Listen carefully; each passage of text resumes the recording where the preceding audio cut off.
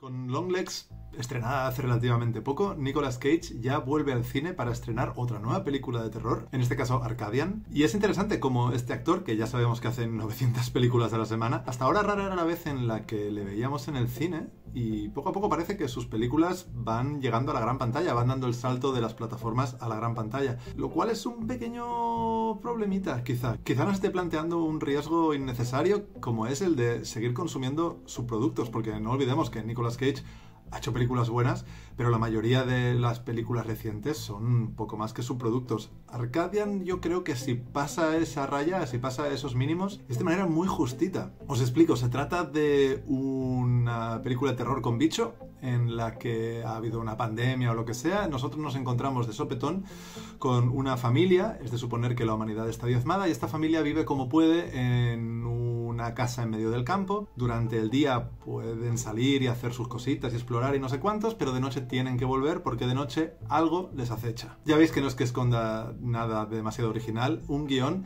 que es, lo voy diciendo ya, el principal mal, que no el único, de esta película. El guión viene firmado por Mike Nylon, que ha producido varias de justamente esas películas de Nicolas Cage que no pasaban el corte, y había escrito alguna de ellas. Y al final realmente, si el río suena, agua lleva, ¿no? Estamos ante un guión que ya veis que parte de una premisa absolutamente trillada, pero es que recorre una senda que tampoco se esfuerza en ningún momento por, pues eso, por darle algún toque de frescura. No hay ningún vericueto en el argumento, ninguna trama, ningún arco que no sea no solamente un refrito, sino un plagio descarado de tantas otras películas como esta. Ya decía por eso que no es el guión el único problema, si bien probablemente sea el principal. Otro problema yo lo he encontrado en la dirección de Alex Brewer. Es una dirección que ha sido aplaudida, la película ha sido vista en algunos festivales y dicen que está muy bien hecha. Yo no estoy tan de acuerdo.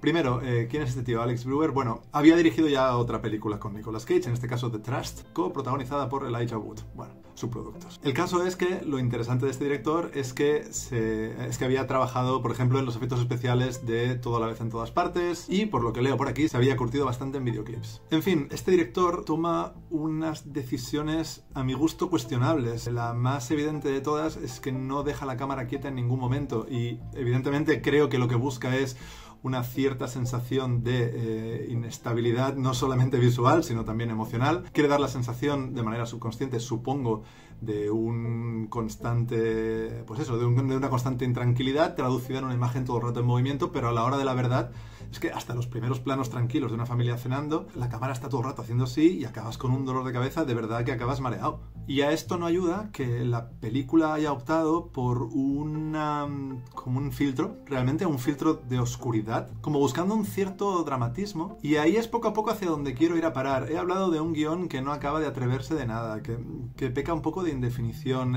Este planteamiento formal que apuesta por un estilismo realmente innecesario y que no le pega a una peli survival con bicho realmente. Pero es que el problema final de Arcadian es una indefinición total y absoluta en todos los aspectos. Es como si en ningún momento hubiera tenido claro su propio tono. Entonces, ¿por qué buscan ese filtro tan apagado y tan mortecino y tan contrastado? Pues porque pretende meterte en una pesadilla dramática que te afecte como espectador a los sentidos, pero sobre todo a las emociones. La cámara se mueve porque busca un estilo atmosférico que, sin embargo, luego corta con escenas de acción puramente adrenalínicas. Por otro lado, intenta ser un drama mucho más sesudo y mucho más contenido y mucho más realista de lo que luego la propia propuesta es. Pero no reniega del momento Nicolas Cage. Quienes hayáis visto alguna de las películas de Nicolas Cage de los últimos 15 años, 20, sabréis que en todo momento está el pasaje histriónico, la escena de acción, el pretendido héroe de acción que nadie pidió que fuera, y que sin embargo siguen explotando película tras película. En Longlegs ya cuestionábamos un poco la interpretación de Nicolas Cage. Aquí ya no es tanto su interpretación como que la propia película coloca a un personaje que hasta entonces había sido muy secundario, por cierto, de repente en un universo de cine de acción y ciencia ficción que hasta entonces la propia película estaba intentando evitar a toda costa. La película está todo el rato manteniendo un plano muy contenido, deja ver a los bichitos muy poco a poco. A la mínima que ves a un bicho ya estamos cambiando y estamos planteando una situación 100% humana del drama que tienen que vivir los personajes.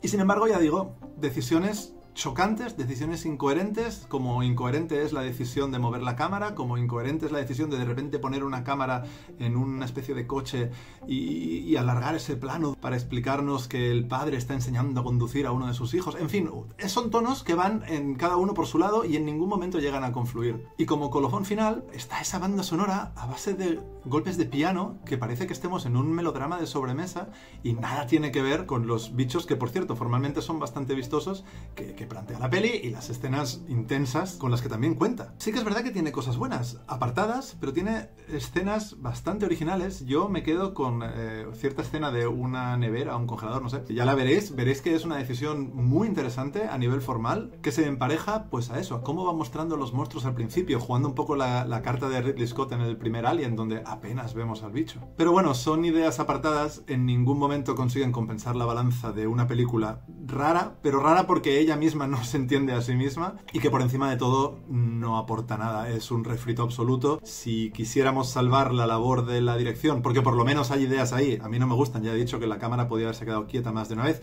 pero bueno, son ideas formales, son planteamientos formales, están bien, pero nada, todo sucumbe a este guión que ya no es que esté manido, es que está desganado, realmente. Hay una escena en la que un personaje se cae a un agujero, llega otro, mira hacia el agujero y le pregunta: ¿cómo has acabado ahí?